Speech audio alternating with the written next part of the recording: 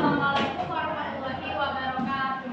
Waalaikumsalam warahmatullahi wabarakatuh. Sebelum dimulai, kita berdoa terlebih dahulu ya, dipimpin oleh ketua kelasnya, silakan. Siap, sebelum kita mulai belajar, alangkah baiknya kita berdoa. Berdoa dimulai. Bismillahirrahmanirrahim.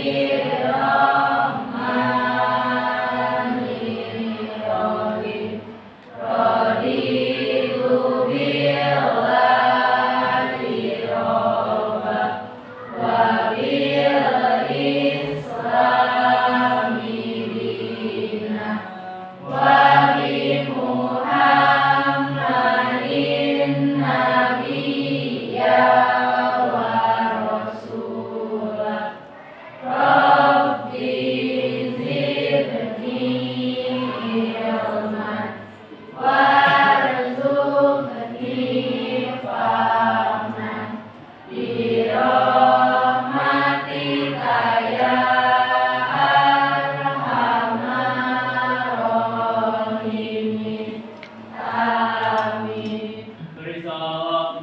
Assalamualaikum warahmatullahi wabarakatuh. Oke, Waalaikumsalam warahmatullahi wabarakatuh. Sebelum kita mulai, Ibu akan absen terlebih dahulu. Siapa hari ini yang tidak hadir? Pertama, Teran ya. Teran kenapa? Sakit. Oke, selanjutnya siapa lagi yang akan hadir? Indri kemana Indri? Oke, telat. Kemudian siapa lagi? Aswa. Oke, ada 3 orang ya yang nggak hadir hari ini. Oke, gimana nih kabarnya hari ini? Sehat? Alhamdulillah luar biasa. Allahu Akbar. Masih semangat nggak? Masih. Oke, harus tetap semangat ya. Dan yang sakit kita doakan semoga cepat sembuh. Amin. Oke, kita akan review dulu dari minggu-minggu sebelumnya. 2 minggu sebelumnya ya, kita sudah belajar tentang materi apa? Ujian yang mana? 2 minggu sebelumnya, sebelum melakukan soal. Daftar, oke, aldehyid, keton ya. Nah, dari ketiga materi itu kita bisa membedakan dari segi gugus fungsi.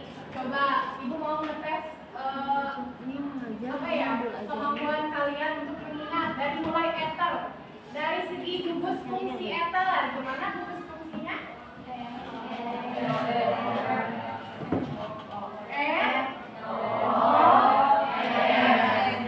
Kemudian setelah itu aldehid. Gugus fungsi dari aldehid adalah? Ada yang masih ingat?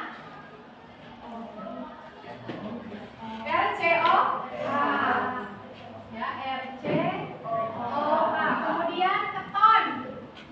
Gugus fungsi keton bagaimana? Iya, Nah, hari ini kita akan belajar tentang asam karboksilat. Sebelumnya ada yang udah baca-baca mungkin asam karboksilat itu apa, terus dari segi gugus fungsinya seperti apa? Ada yang tahu nggak? Oh, betul ya. RCOH seperti ini ya. Oke, sebelum kita bahas lebih lanjut asam karboksilat, itu ada video terlebih dahulu.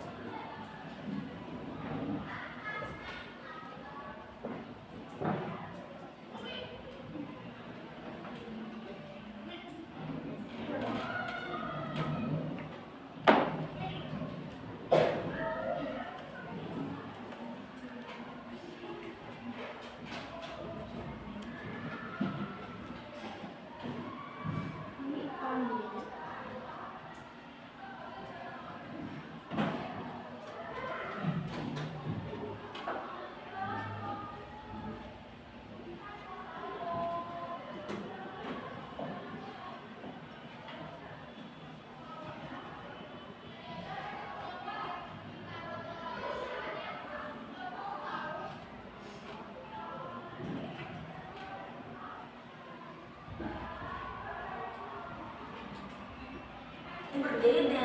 Perbedaannya cukup sederhana loh, yaitu bahan dasarnya. Mentega itu berasal dari produk turunan susu, sedangkan margarin dari produk non-susu sebagai pengganti mentega. Disebut pengganti mentega karena mentega dianggap bagian dari lemak jahat dan margarin dianggap bagian dari lemak baik. Loh, kok bisa sih? Lalu bagaimana sih proses mentega dibuat sampai disebut bagian dari lemak jahat? Nah, kita udah sampai nih di Amul Butter Plant di India. Pabrik yang satu ini adalah pabrik penghasil mentega terbesar di dunia. Dan klaimnya pabrik ini sudah berjalan ratusan tahun dan mempertahankan ide utama mereka, yaitu 100% dari bahan alami, tanpa pewarna, tanpa perasa, dan tanpa bahan kimia. Proses pertama yang dilakukan dalam pembuatan mentega Amul ini adalah pengumpulan bahan dasar berupa susu. Susu dikumpulkan dari peternak lokal India yang jumlahnya bermain-main. Sekitar 3,6 juta penghasil susu menjadi pemasak utama pabrik ini. Tiap paginya, susu yang dihasilkan ini bakal dites. Jika sesuai standar, maka akan dimasukkan ke dalam kontainer raksasa yang diangkut ke pabrik. Dalam satu harinya, pabrik mentega Amul setidaknya membutuhkan hingga 20 juta liter susu sebagai bahan dasar. Wah, banyak banget ya. Sesampainya di pabrik, sekali lagi susu yang dibawa ini akan diuji coba ke dalam lab yang lebih lengkap untuk menguji kualitas susu. Kalau aman dan juga udah sesuai standar, maka susu akan dipindahkan dari tangki mobil menuju tangki raksasa pabrik untuk proses selanjutnya. Nah, karena susu yang jadi bahan dasar tadi masih bercampur dengan beragam kotoran seperti bakteri, maka hal pertama yang dilakukan pabrik adalah pemurnian. Dalam proses ini, susu bakal dimurnikan dalam beragam alat modern dengan beberapa langkah, mulai dari penyaringan, pemisahan, hingga pemanasan untuk membunuh para bakteri. Semua hal ini dilakukan dalam tiap pipa dan juga wadah yang sudah kita lihat. Oke, itu adalah proses dari terbentuknya proses mentega ya. Nah, sekarang coba kita lihat hasil akhirnya. Merek lain di Indonesia. Tapi kamu tahu nggak kalau mentega itu baru dikenal di Indonesia sejak penjajahan bangsa Portugis? Terlihat dari kata mentega yang berasal dari bahasa Portugis mentega. Selain mentega yang dibuat dalam pabrik, ada juga loh pembuatan mentega premium. Contohnya adalah proses pembuatan mentega premium yang masih dilakukan dengan cara konvensional, seperti pada mentega khas Prancis. Prosesnya dimulai dengan mesin ini nih, di mana bekerja secara bertahap menggulung mentega yang sudah jadi agar tercampur dan memiliki konsistensi yang lebih lembut.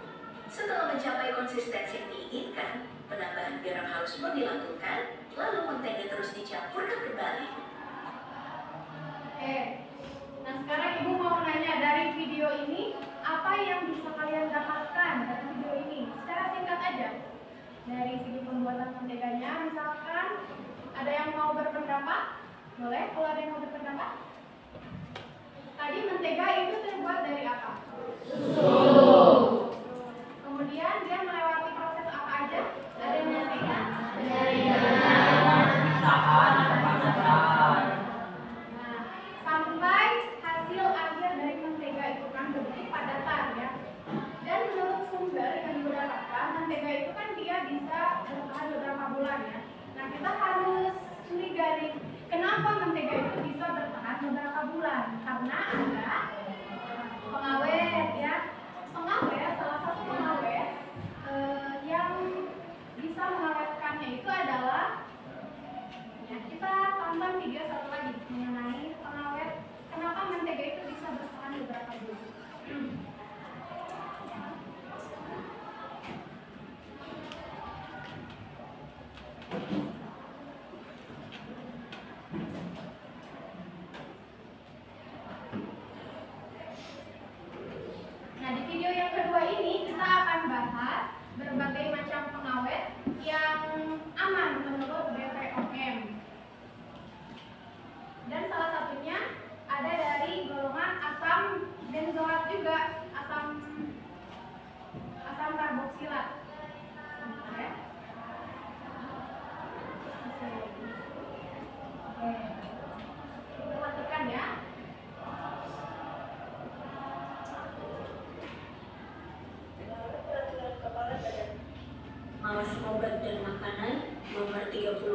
tahun 2013, BPOM telah mengatur 5 jenis bahan pengawet buatan yang boleh ditambahkan dalam makanan serta batas maksimum penggunaannya.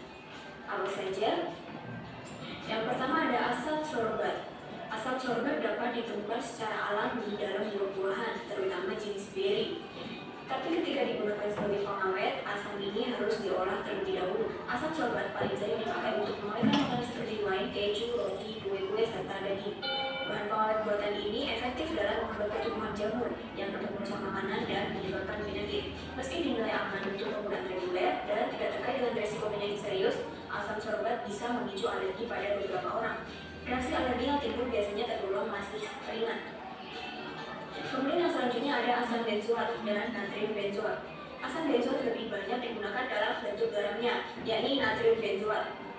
Versi asamnya tidak bisa larut dalam air. Natrium benzoat bekerja dengan cara menghambat pertumbuhan mikroorganisme yang berpotensi bahaya, sehingga dapat mencegah pembusukan. Pengawet makanan buatan ini sangat efektif untuk mengawetkan makanan asam seperti soda, jus lemon kemasan, saus salad, kecap, dan bumbu lainnya. Hanya saja, keamanan natrium benzoat masih dapat dipertanyakan. Berbagai penelitian telah mengkaitkan bahan pengawet makanan ini dengan peningkatan risiko peradangan, attention deficit hyperactive disorder atau ADHD, dan obesitas. Masih dibutuhkan studi lebih lanjut dan lebih luas untuk membuktikan efek. Nah, video yang kedua ini membahas mengenai tentang pengawet makanan. Selain tadi asam sorbat, yang kedua ini apa tadi namanya? Ya, asam benzoat ini merupakan contoh dari asam karboksilat juga. Oke, sekarang kita masuk ke pengertian dari asam karboksilat. Nah, kalau dilihat dari asam karboksilat itu sendiri, dia sering disebut juga sebagai asam alkanoat, ya, yaitu senyawa karbon beruran alkana dari keluarga asam karboksilat yang mengandung fungsi COOH, ya, RCOOH, yang terikat ke suatu gugus alkil atau R. Bisa dilihat di sini, ya, gugus fungsi dari asam karboksilat RCOOH. Yang ini adalah gugus alkil.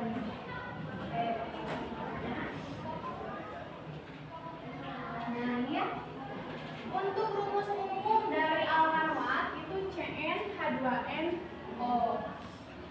Nah, ini juga struktur dari asam alkanoat ditulis sebagai COOH.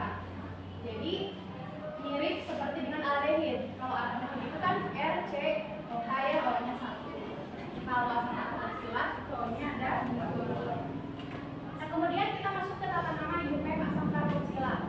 Seperti biasa, kalau kita mau menentukan rantai yang paling terpanjang, berarti kita memilih dari yang terdekat dengan gugus fungsi.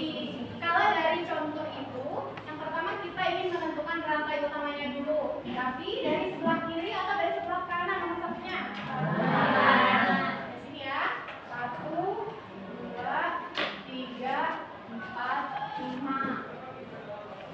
Kemudian berarti ada 5 rantai utamanya disebut apa berarti kalau ada 5 karbon? Pentanoat, ya. Ada cabang tidak di sini? Mana yang mana cabangnya?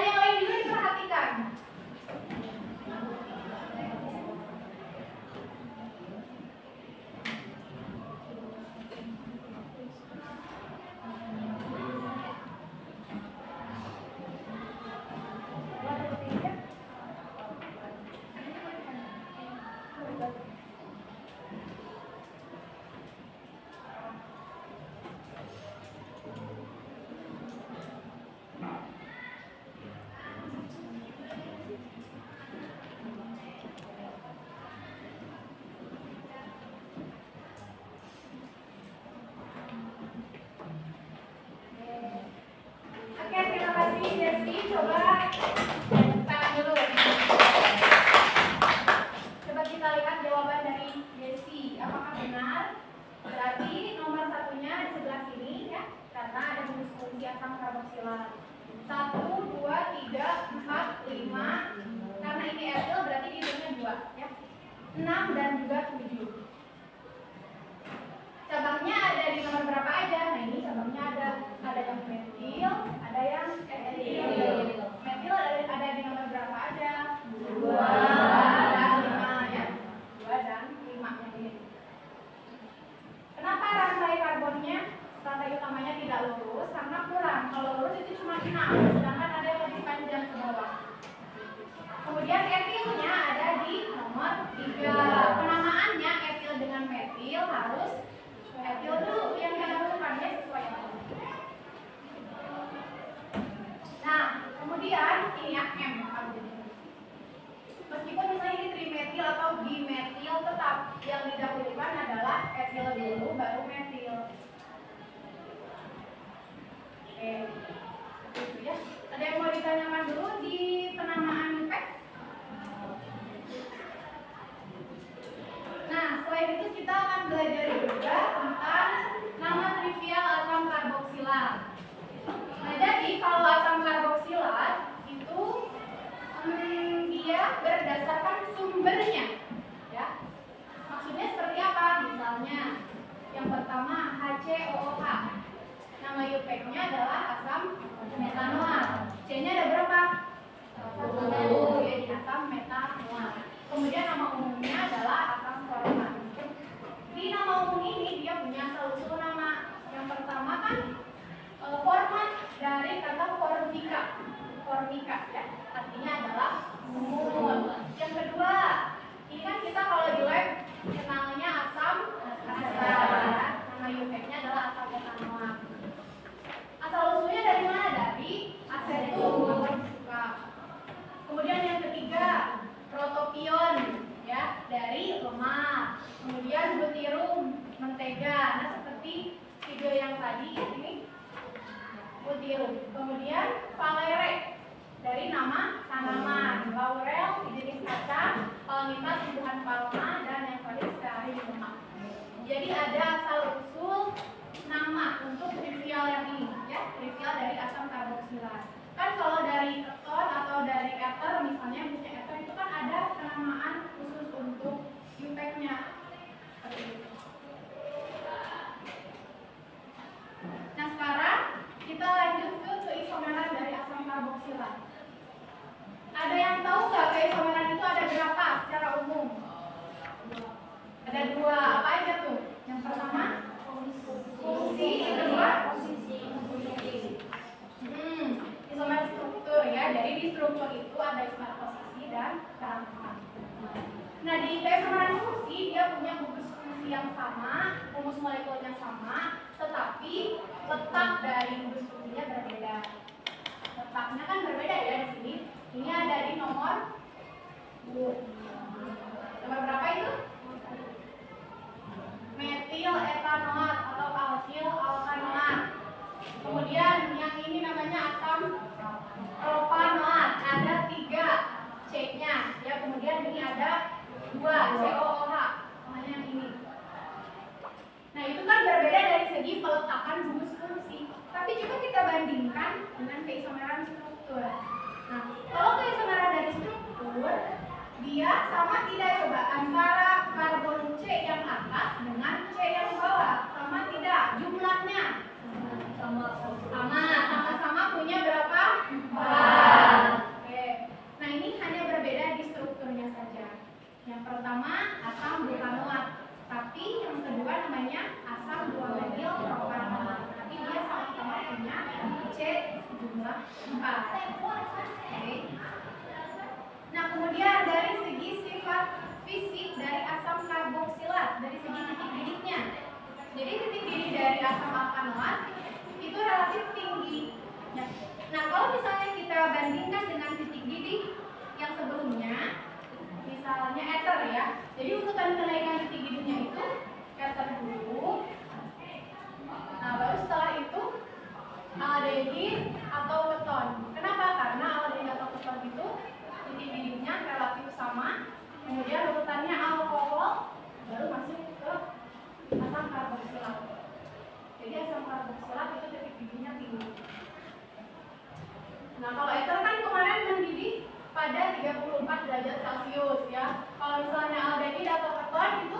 56. Relatif di 56. Kemudian alkohol itu di 97. Ini mendekati titik didih air ya. Kalau titik didih air itu berapa? 100 ya. 100. Kemudian asam karboksilat. Nah, yang sekarang itu di 118 derajat Celcius. Yang kedua dari wujudnya. Jadi pada suhu kamar asam karboksilat yang bersuhu rendah. Nah, bersuhu rendah. Coba kita identifikasi kata ini. Suhunya rendah. Berarti apa artinya? Rantainya kemudian dari segi kepolaran, asam alkanoat itu punya gugus COOH dan alkil kan? Nah, gugus COOH itu sifatnya polar, alkilnya non-polar. Kemudian dari segi kelarutan yang ada di dalam air, asam karboksilat yang bersuhu rendah atau rantainya yang pendek, dia bisa larut dalam air lebih cepat. Tapi sebaliknya yang lebih suhunya yang lebih panjang, rantai karbonnya yang lebih panjang itu justru lebih lambat larut dalam air ya. Kemudian dari segi bau asam karboksilat baunya tajam dan juga menyenangkan. Nah, sekarang kita masuk ke sifat kimia. Sifat kimia dari asam alkanoat itu dia dapat terurai dalam air membentuk ion hidrogen atau H+. Nah, jadi dari H+ ini dia akan memberikan sifat asam dan ion alkanoat RCO-. Nah, jadi asam alkanoat ini termasuk asam lemah dan melibatkan gugus CO dan OH. Ciri khas dari asam karboksilat punya gugus COOH.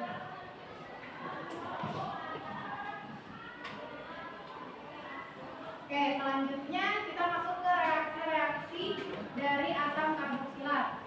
Yang pertama ada reaksi substitusi. Reaksi substitusi itu biasanya melibatkan asam dan basa yang menghasilkan apa? Kalau substitusi garam dan air.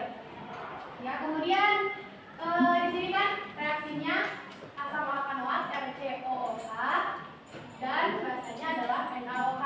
Sifat dari NaOH itu adalah basa lemah atau kuat?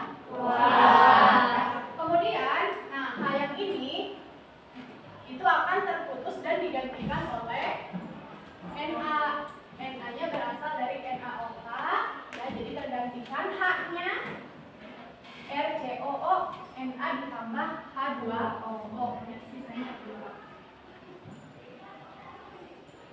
Kemudian selanjutnya reaksi substitusi atom H pada gugus OH. Coba diperhatikan. Di sini ada reaksi CH3COOH.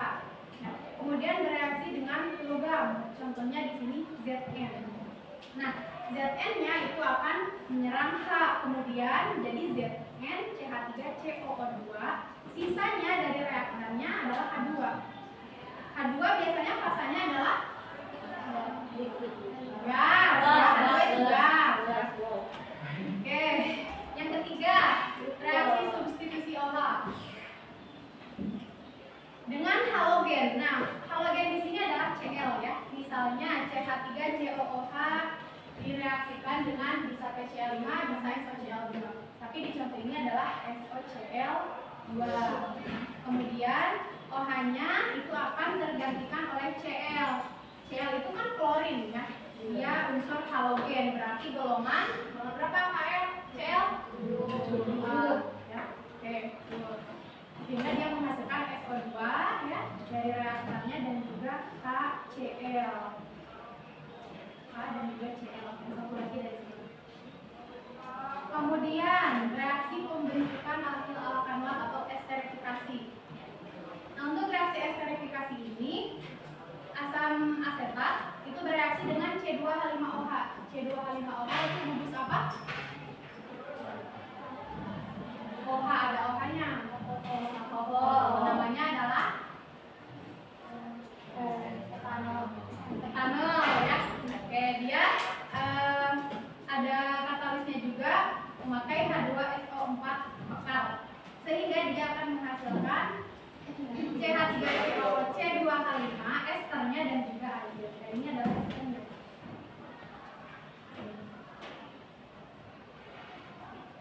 Selanjutnya reaksi adisi.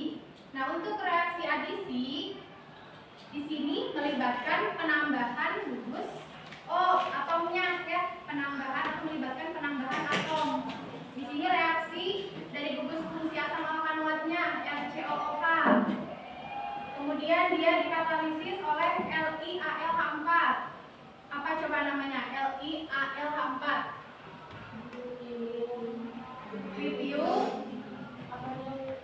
Litium, aluminium, H4-nya apa?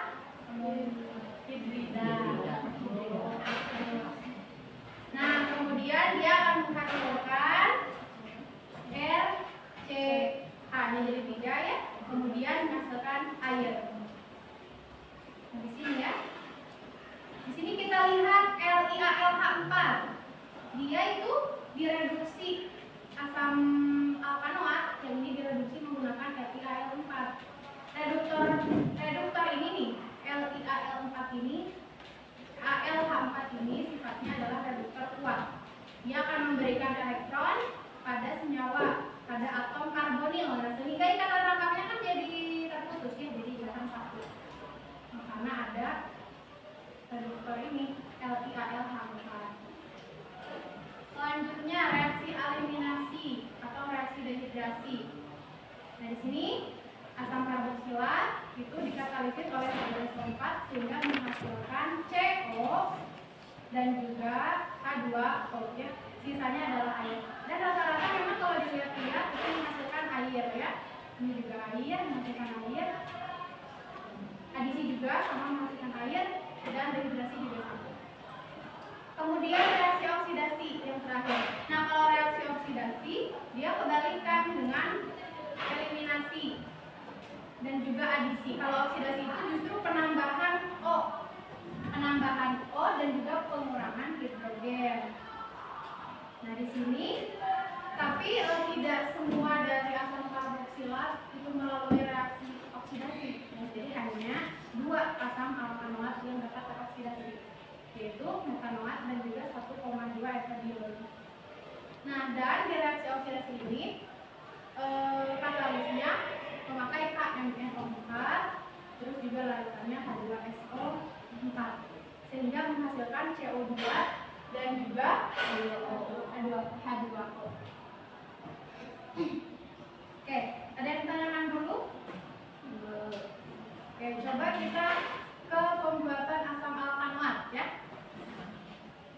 Atau ini ya, dari berikut pembuatan 2 asam alkanoat, sintesisnya. Yang pertama dari asam metanoat. Kalau di dalam industri asam metanoat itu dibuat dari CO dan juga NaOH ya. Dia suhunya tinggi di kisaran 200 derajat Celcius. Nah, kemudian di asam etanoat itu ada 3 langkah. Yang pertama dia etanol, kemudian dioksidasi menjadi etanol, kemudian dioksidasi lagi menjadi asam etanol. Nah, ini ya aplikasi asam alkanoat di dalam kehidupan sehari-hari. Selain tadi sebagai apa tadi kalau di video ya, terus juga digunakan dalam produksi tekstil dan penggumpalan getah karet. Kemudian yang kedua asam etanoat atau asam asetat, dia juga asam suka ya. Kemudian banyak digunakan untuk membuat senyawa etanoat anhidrida dan juga untuk produksi serat semisintesis. Yang ketiga asam palmitat. Nah, asam palmitat ini salah satu komponen sabun yang dapat membantu untuk mengangkat kotoran yang tidak larut dalam air. Oke, sampai sini ada yang mau ditanyakan dulu? Gimana? Itu materinya lebih ke yang saya sebelumnya. Oh, boleh. Slide berapa tuh? Belum tahu, tapi aku mau tanya Ibu, kenapa gugus fungsi COH dan alkyl R-nya tuh di asam alkanoat atau asam karboksilat ini tuh punya sifat non-polar. Oke. Coba kita uraikannya. Jadi kenapa gugus alkyl dan COH itu sifatnya ada yang polar, ada yang non-polar gitu ya? Oke, kan gini ya. Kita lihat di slide gugus fungsi ya. Nah ini, gugus fungsi dari asam karboksilat. Nah kan tadi Ibu sudah jelaskan kalau yang COH itu sifatnya polar. Alkilnya itu sifatnya non-polar. Nah kalau polar itu ditandai dengan yang pertama, biasanya dia punya keelektronegatifan yang tinggi, dipengaruhi oleh elektronegatif. Nah kenapa? Coba kita perhatikan. Misalnya COOH. O ini dia punya sifat elektronegatif. Ya. Kemudian kalau sifat elektronegatif itu kan dia cenderung ingin berpasangan dengan atom yang lain. Nah, O di sini itu ingin berpasangan dengan H. Nah, kemudian karena berpasangan tadi berarti muncul yang namanya momen dipol. Nah, sehingga nanti parsialnya, momen dipol parsialnya untuk O itu negatif, sedangkan H itu adalah positif. Makanya kenapa dia polar. Nah, kemudian kenapa yang alkil ini non polar? Karena kebalikannya dari polar, dia tidak tinggi keelektronegatifannya dan juga tidak memiliki momen dipol. Jadi keelektronegatifannya sama. Kan kalau ini berbeda ya, O dia kan keelektronegatifannya tinggi. Kalau R itu dia tidak punya momen dipol karena elektronegatifnya juga sama dengan yang lain. Gimana, Jasmine? Oke.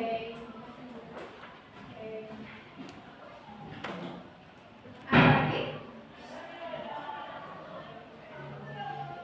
Oke, kalau tidak ada, hitung nih. 1, 2, 3, ya kan?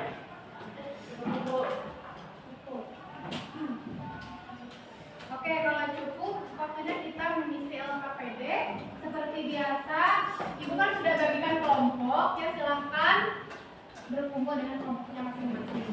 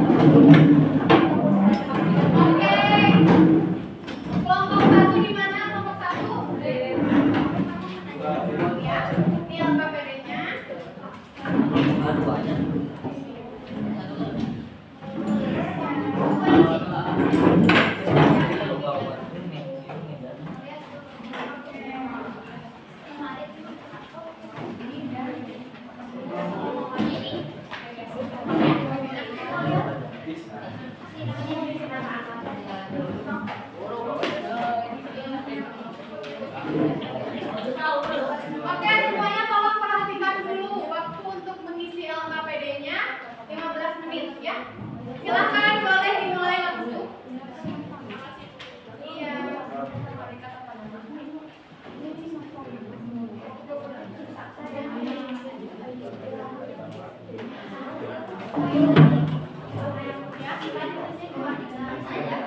Tulis saja apa ya. Tapi pakai dalam kurung telat ya.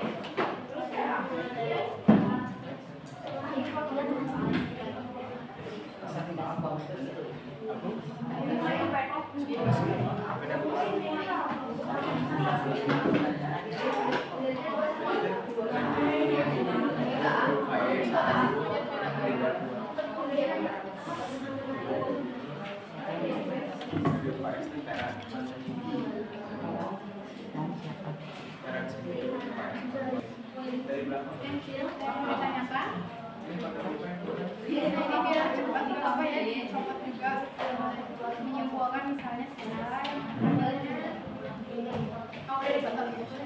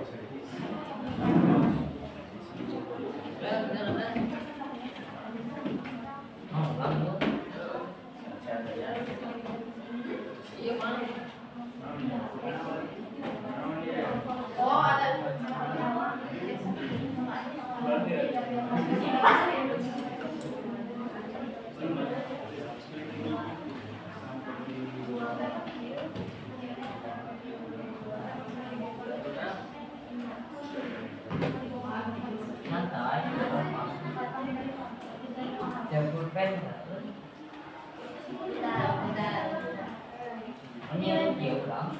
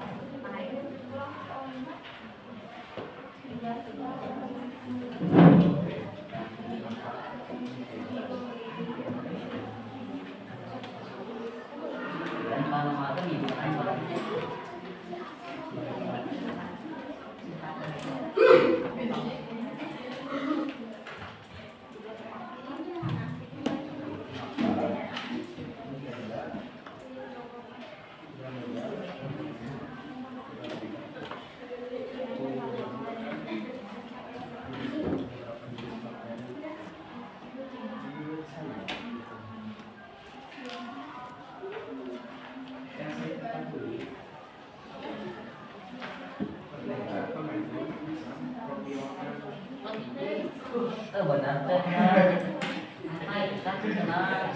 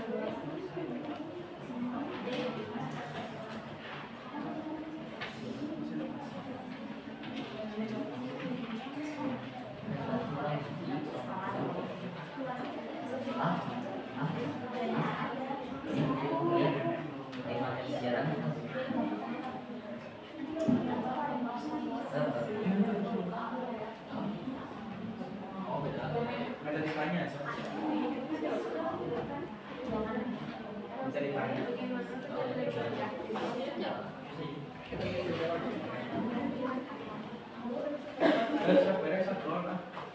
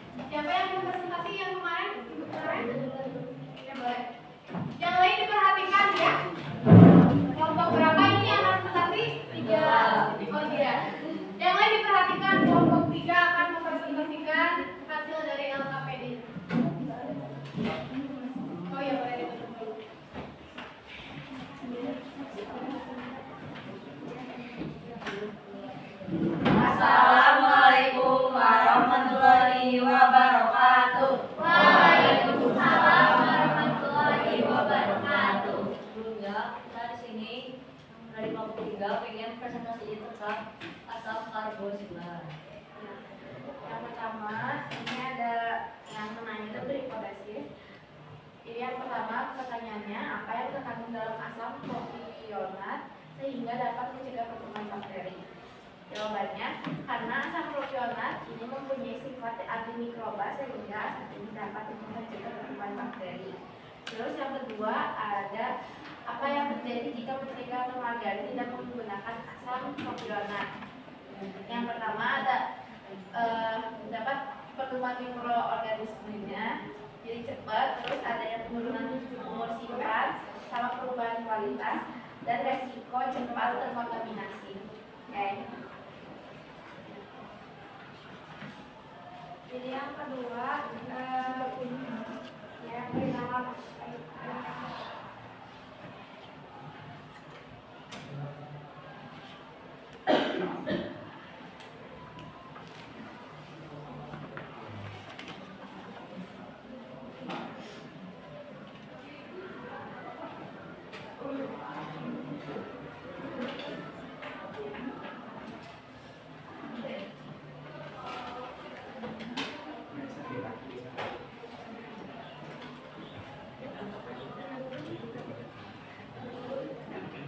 diskusinya paling hari Senin kayaknya ya, diskusi satu hari ini.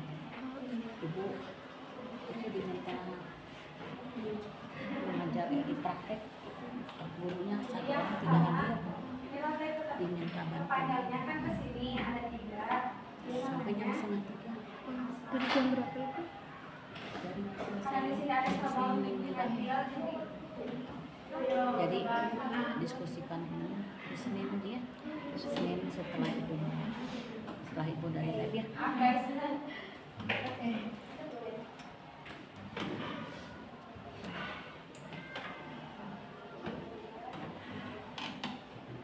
Coba yang ini diperhatikan sama enggak jawabannya?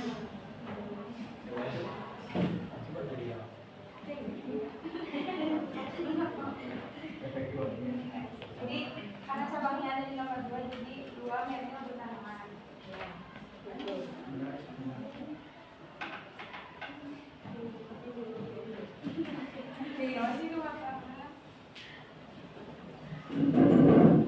Ada penghapus aja.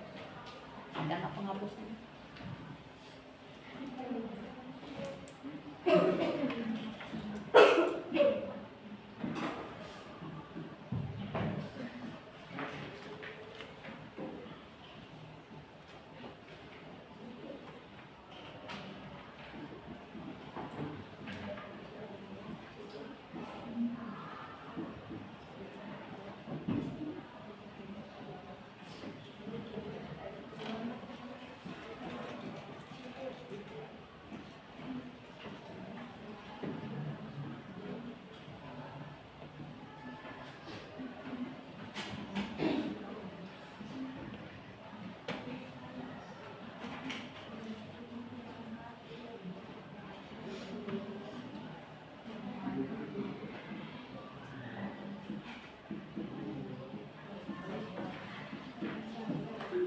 Jadi namanya asam karena cabangnya di nomor 3 sama nomor 4, karena cabangnya 2 jadi dimetil premanat. Sama enggak coba jawabannya kelompok ini? Ada yang berbeda sama semua? Sama. Ada usia isi tanda usia.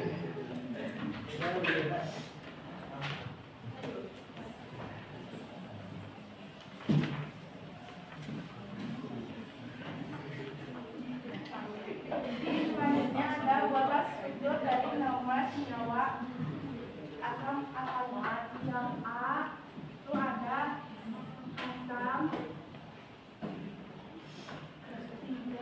metil dan normal.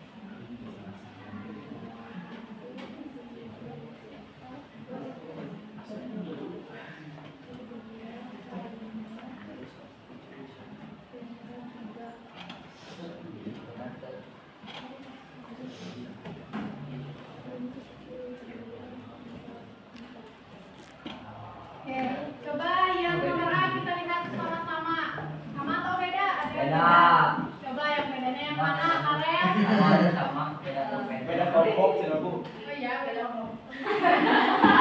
Yang B, berarti dia, coba yang A dulu. Ada di nomor berapa cabangnya? 3. Ya, ada angka semuanya ya. Yang B, ada yang beda atau sama semua? Beda atau sama? Beda pulpen. Etilnya ada di etilnya ada di nomor berapa? 2. Kemudian metilnya? 3. Oke. Soal selanjutnya coba. Yang ini terus mengumpulkan data.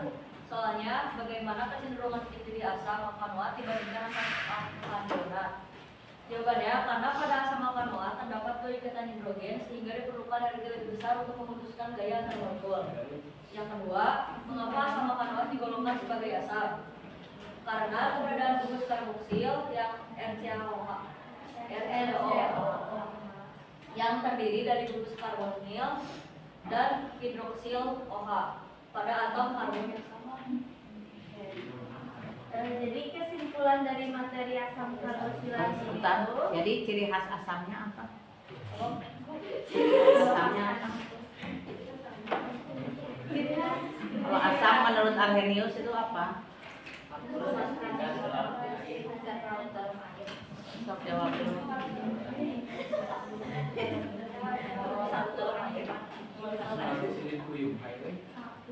Larut dalam air terus apa? dan hapusnya, jadi kalau dalam saya ingin hapusnya Ciri khasnya asam yaitu dia akan melepaskan hapus. Ya, asam karboksilat ya. Jadi kesimpulan dari materi asam karboksilat ini itu asam alkanoat atau asam karboksilat adalah senyawa turunan alkana yang memiliki gugus karbosil RCOOH. Terus rumus umum dari asam karboksilat yaitu CnH2nO2. Udah, gitu aja keduanya. Oke. Bentar, ada yang mau ditanyakan dulu nggak? Yang lain? Sama semua atau jawabannya?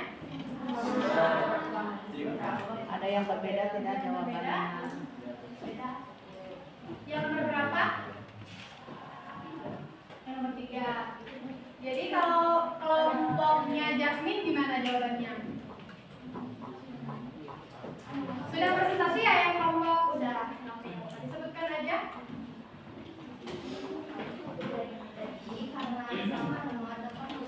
Gimana coba? Yang keras. Tadi lupa yang kemana nanti yang tigaannya menambahin aja. Lalu di sini nyantumin karena asam alkanoat dapat membentuk ikatan hidrogen yang lebih kuat, titik-titiknya cenderung lebih tinggi dibandingkan dengan asam alkanoat.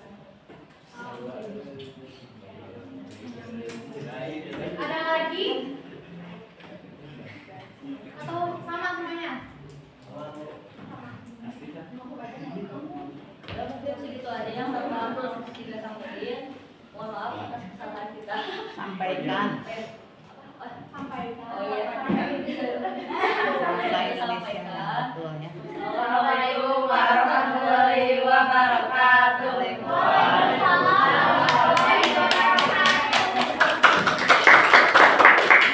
Silakan kelompok. Ya,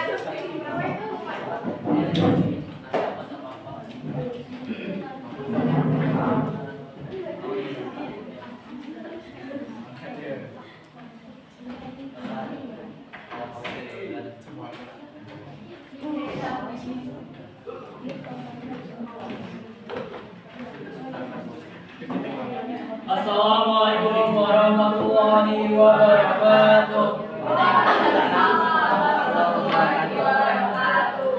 Kami dari kelompok 5 akan mempresentasikan lembaga kerja yang telah kami kerjakan. Nah, di sini ada menanya dan berhipotesis. Nah, di sini ada pertanyaan, bagaimana asam propionat diproduksi? Asam propionat dapat dibuat melalui fermentasi gula dan penguraian asam amino oleh bakteri Propionabacterium. Nah, terus yang kedua, berapa lama pengawet asam propionat dapat bertahan dalam roti? Dalam hasil riset yang saya temukan, jawabannya adalah asam propionat dan garamnya dapat menghambat pertumbuhan jamur dalam produk roti dan kue selama 4 hari.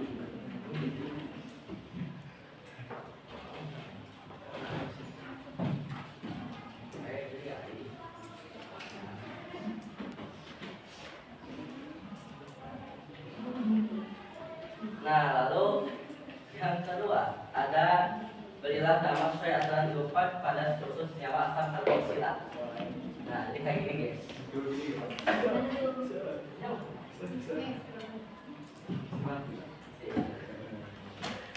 Kan ada yang kayak gini nih ya, CH3, CH2, CH,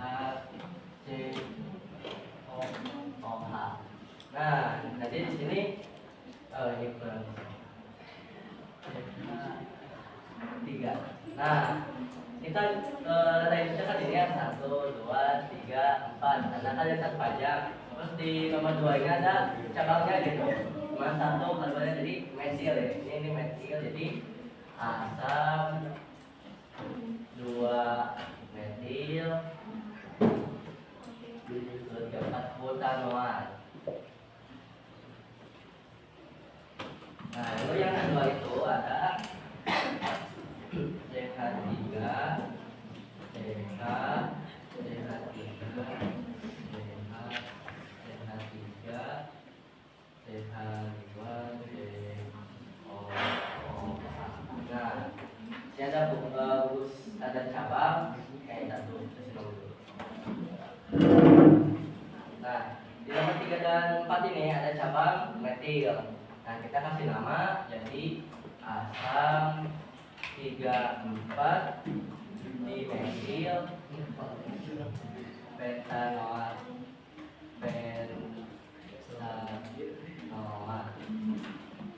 Lalu selanjutnya kita itu harus ngasih nama dari struktur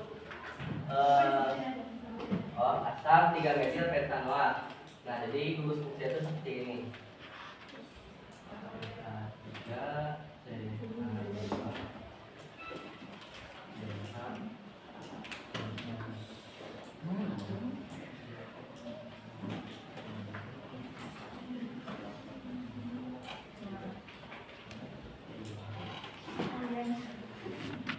Nah, ini data hidupnya ada 5. Lalu ada cabang di nomor 3 metil. Nah, ini itu namanya asam 3 metil pentanoat. Lalu yang B asam 2 etil 3 metil butirat. Nah, jadi gugus itu seperti ini.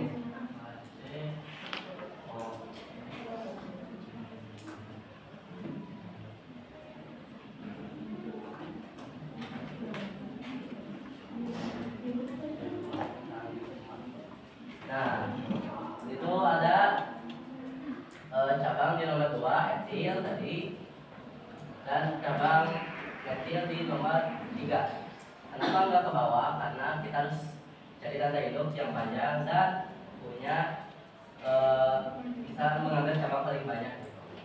Dan punya gugus fungsi dan punya apa? Rantai panjang dan punya apa? Panjang dan bisa mengambil banyak rantai cabang.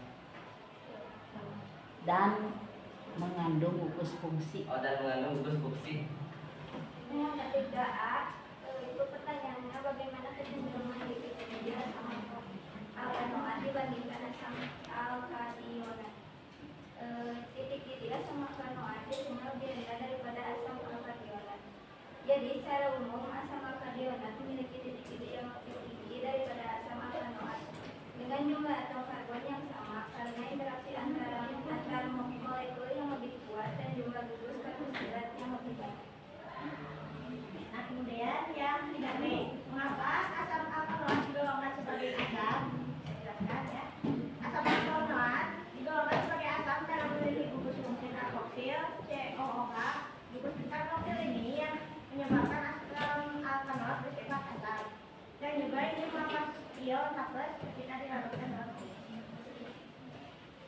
Dan kesimpulannya, asam karbonat adalah senyawa karbon yang mengandung gugus karbosil (CaOH), dan asam karbosil adalah kelas senyawa organik non-alkana. Dan kegunaannya juga di kehidupan sehari-hari bisa digunakan sebagai penyedap rasa atau sebagai pengawet. Mungkin sekian dari kelompok kami. Mohon maaf apabila banyak kesalahan. Mohon dimaafkan. Wassalamualaikum warahmatullahi wabarakatuh.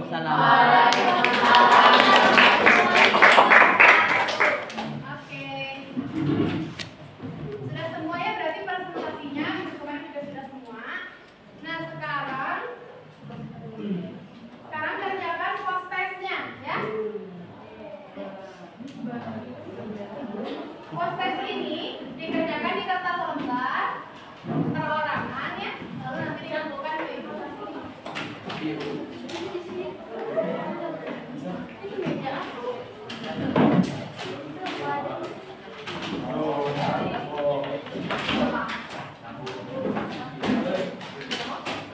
5 menit ya.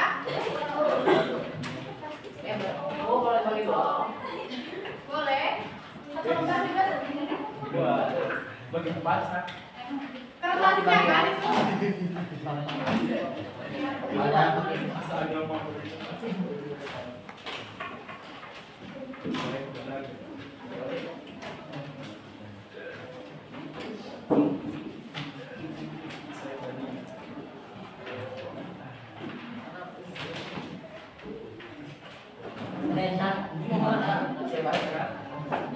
Kirain deh, maaf kita. Kita dengan terus semua jawabannya. Jawabannya misalnya nomor 1 gini ya, isomer asam alkanoat. Nah, berarti D gitu. Ya. Tetap ada di lembarnya.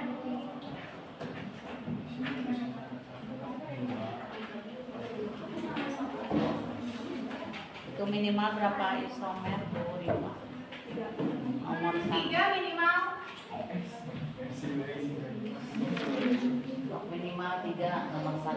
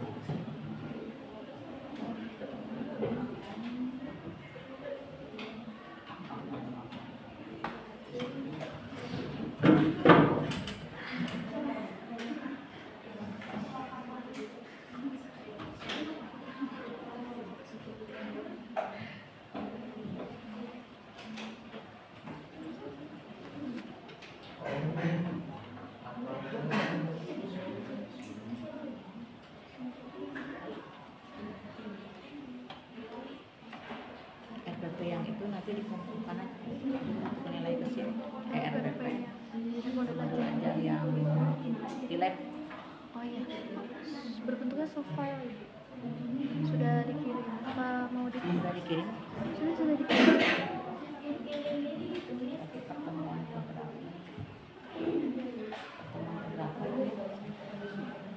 Ada tanggalnya nggak? Kalau di modul ajaran tidak ditulis tanggalnya, tapi ada tanggal pengirimannya ya.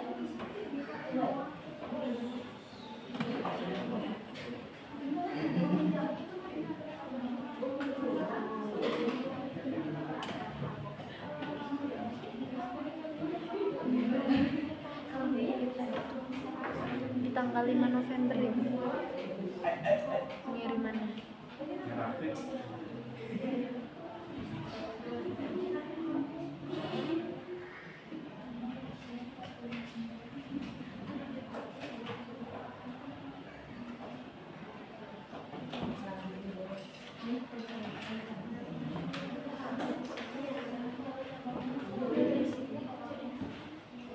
paling ini satu pertemuan gitu ya.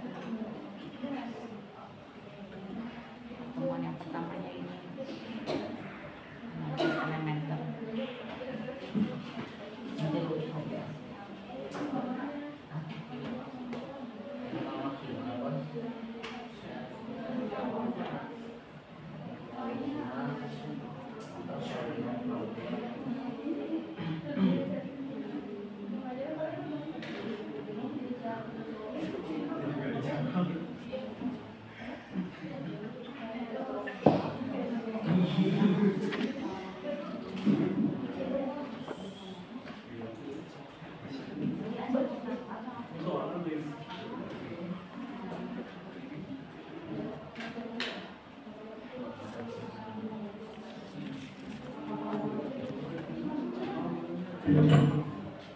Dua menit lagi ya.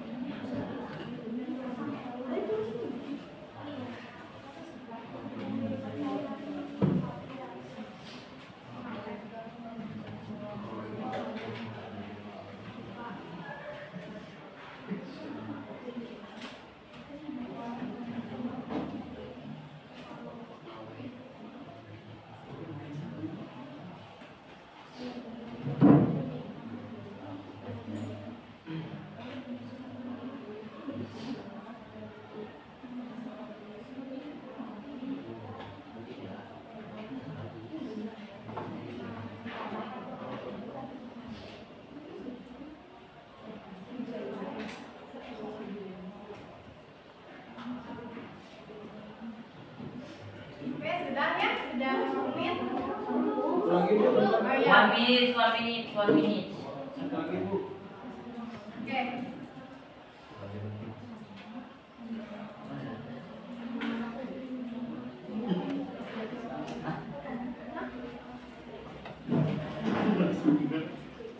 Yang sudah boleh langsung kumpulkan ke ibu kertasnya. Sama ininya ya, LKPD-nya ya.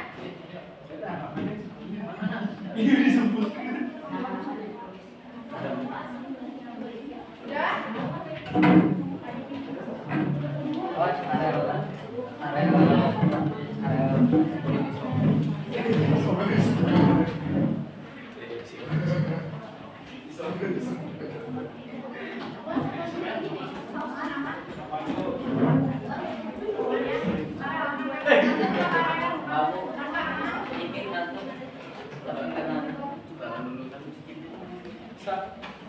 Asam apa yang biasanya mau? Pakai asam karboksilat apa coba dilihat Bapak. Ini asam alkanoat yang sering dipakai apa? Ini punya strategi asam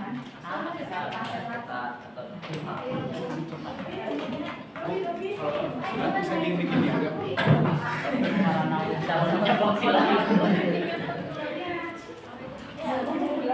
Oke, yang sudah boleh ya langsung dikumpulkan.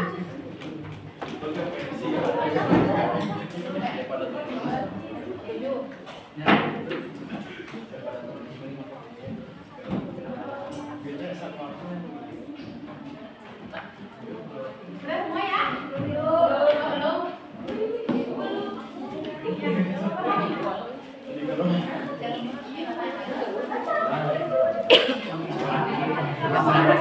Jam 9.16 harusnya sudah.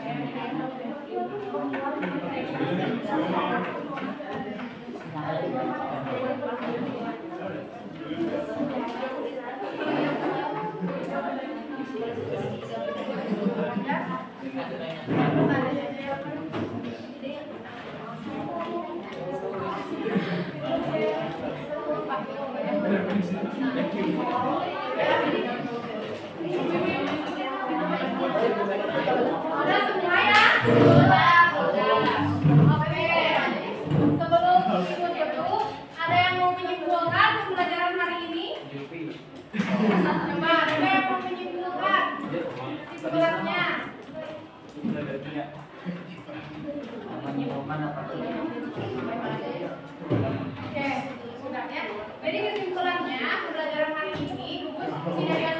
Buat itu apa? Fungsinya?